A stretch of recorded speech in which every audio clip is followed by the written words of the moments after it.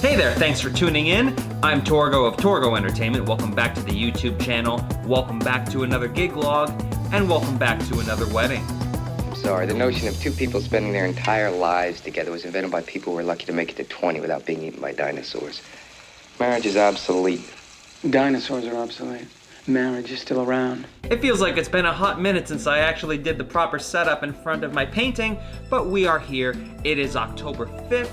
I have 3 weddings in October, believe it or not, and the first one happens today with Jake and Lindsey. They booked this one not from Wedding Wire, not from Facebook, but because it was a reference from a wedding I did 3 years ago. Those of you that have followed me over the years and the 9 years I've been DJing in the area professionally know that I host team trivia at least once a week. I'm down to once a week because of my schedule, but I maxed out at about 5 or 6 a week for some time. And I used to host it in Hammondsport in 2012, 2013 at a place called Champagne Barbecue. Didn't end very well. The venue doesn't exist anymore, leaving them in my wake, as you will. One of the teams that played there actually had their first date on my first trivia there, Aaron and Jen.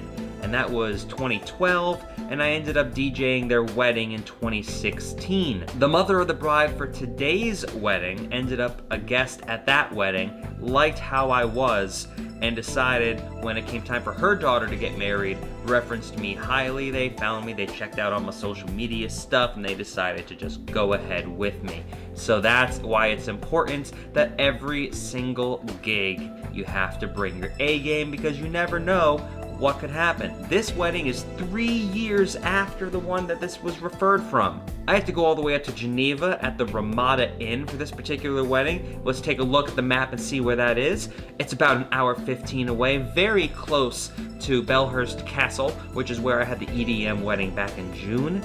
This one is relatively simple. We're taking care of ceremony, cocktail hour, and reception. Cocktail and reception happen in the same room. They actually don't want a separate cocktail hour setup because they want the music to draw people into the reception hall. Ceremony is going to be outside. They have it blocked off in a tent, but it's a little chilly. Yesterday, I think it tapped out at 45 to 50 degrees. October and fall are here with a vengeance, but I don't foresee it being a problem. The setup's not too bad. This is another one of those weddings where I have to take care of everything myself. It's an off week for Phil, and last week, while I didn't have a wedding, I was out of town doing some stuff, but I can't really make a gig log out of it. You'll see soon enough on the internet, if you search hard enough, exactly what I was doing last weekend. It should be out mid-November or so, if memory serves. Music selection is pretty simple. No EDM, no country, except for slow dances.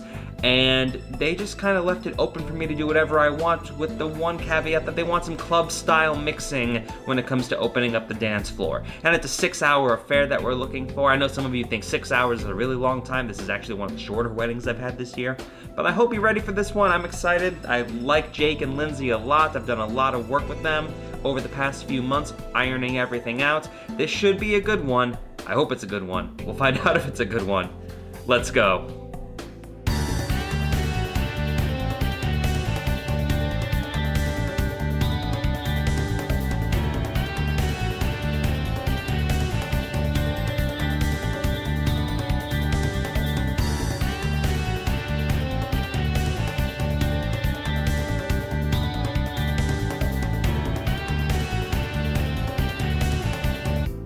It was a little chilly last weekend, but it ended up being a lovely day. We are right on the water in Geneva, right on the north end of Seneca Lake.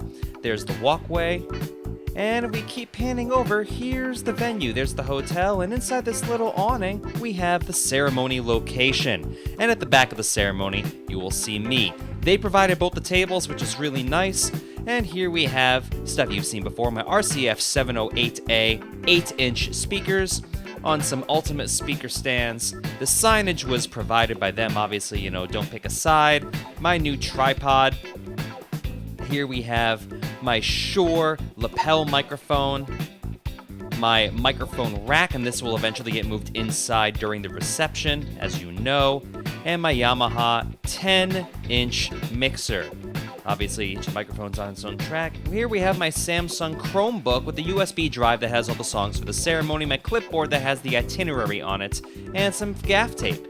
And let's head inside and I will show you the reception. Here's where we have it in the main banquet hall. The theme is black and white for this wedding, so on top we have my QSE K10.2 speakers, below that the Chauvet Wash FX lights, and below that we have my ADJ power bar link to keep all the power up off the ground, and inside that scrim we have the router for my DMX Go. Underneath the scrim we're going to put some ADJ Element Hex Pars. They're off right now. I'm going to have them on solid white, but they're off just to conserve the battery. My anti-fatigue mat. Underneath the table we have my two EVZXA1 subwoofers, my Samsung tablet running my DMX Go. There we have the ADJ UB12 hex bars, along with my Grundorf tabletop facade, the Pioneer DDJ SX2 controller. The baggie there is for all the cords. We have my Samsung laptop running Virtual DJ Pro. There's my hat, trackball mouse, and we have only one thing to do. You know what time it is. It's time to level up.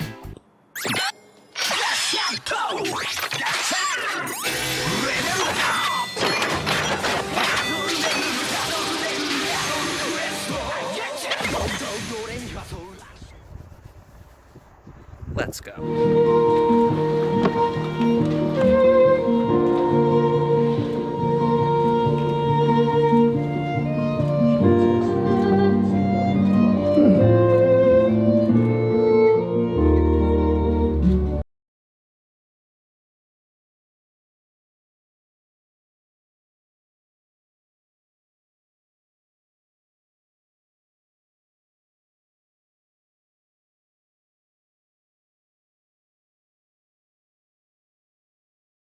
Good thing those jars weren't any bigger.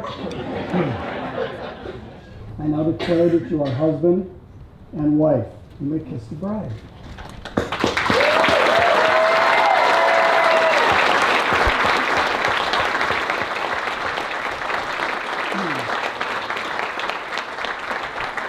Turn your attention to the center archway. We're going to start. Make some noise for the parents of the bride, Mike and Judy. Give it up for them.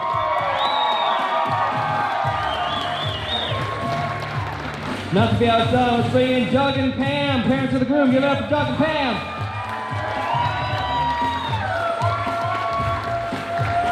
Let's start with our bridesmaids, Bridget and Brianna Jackson. Give it up for them. Bridesmaid Shauna Barnes, escorted by groomsman Jacob Panek. Bridesmaid Alex Fisher, escorted by groomsman Jonathan Jean.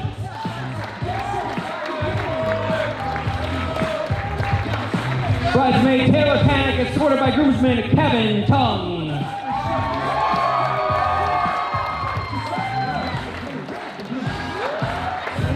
Maid of honor Julia Green, escorted by best man E.J. Patton.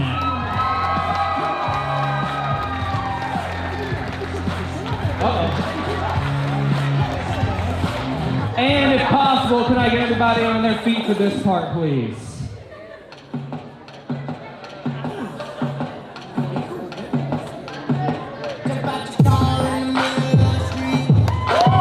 Ladies and gentlemen, give it up for your bride and groom, Mr. and Mrs. Jake and Lindsey Jackson, everyone.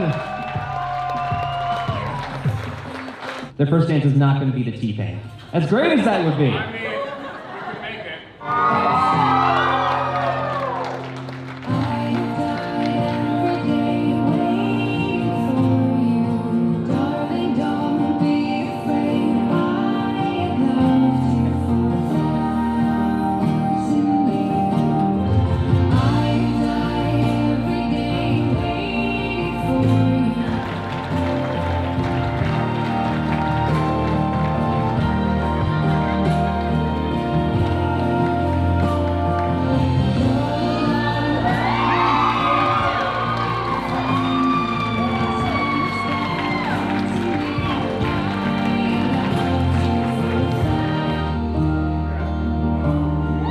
Give a round of applause, everyone.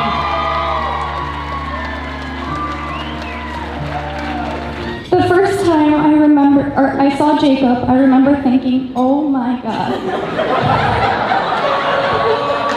Not only because he was this ginormous person standing next to my 5-foot sister, but because in the line of Chipotle, he broke out in a full dance when one of his favorite songs came on. My sister and I looked at him and we both laughed. He is truly one of a kind. There is not another Jacob Jackson on this earth. Look at this, everybody. We got 5 couples that have been married at least 40 years. I do this a lot. That is not common. 45.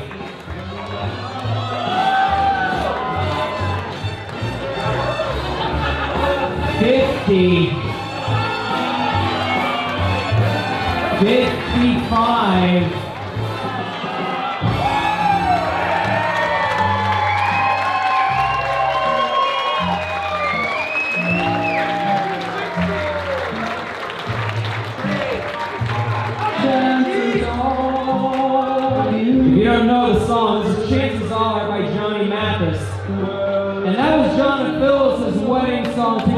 62 years ago today.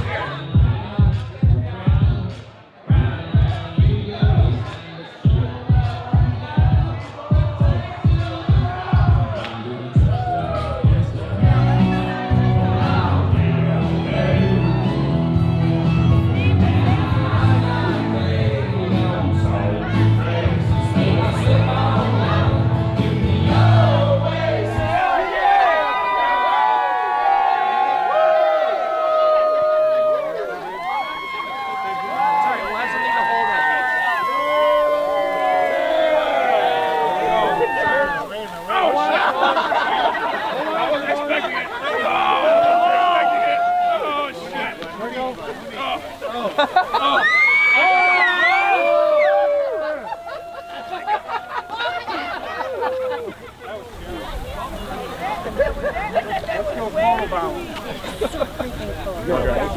That's not what I'm thinking.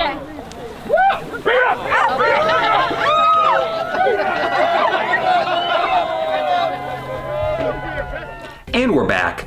The morning after. That went alright. Nothing real problematic on our end. All the equipment worked without a hitch. We had a packed dance floor for the entire night. But there were a couple problems outside of what we could control. The flowers were the wrong flowers. They just delivered the wrong flowers. Lindsey and Jake had a sign saying that they wanted an unplugged ceremony, but that didn't stop a handful of people from busting out their phones and their cameras and whatnot. People don't listen for that. Let me know in the comment section if you've had unplugged ceremonies and guests just do not adhere to what the bride and groom want. And also we had an issue on the dance floor where, once again, we had a country crowd and a hip-hop crowd and very little overlap. And I decided, because dinner ran particularly long, food was very good, but it ran until 8:15, so I only had an hour 45 for dancing, which that sounds like a lot to a lot of you, but for me that's not a lot of time at all. So I decided to just kind of bum rush ahead with the music that Jake and Lindsey wanted me to play, and they had a hard and fast no country clause, except for slow songs. So you had all these people requesting country music, and I'm like, I can't do it. That's not what they want. Some of them were more aggressive about it than others. One woman came up to me and said, "I'm here to help you out while I have a packed dance floor." I'm like, lady, I don't need your help. I'm doing just fine. But I talked to Lindsey about it after the excessive number of requests, and she caved, so I got a couple country songs in there just to make them happy.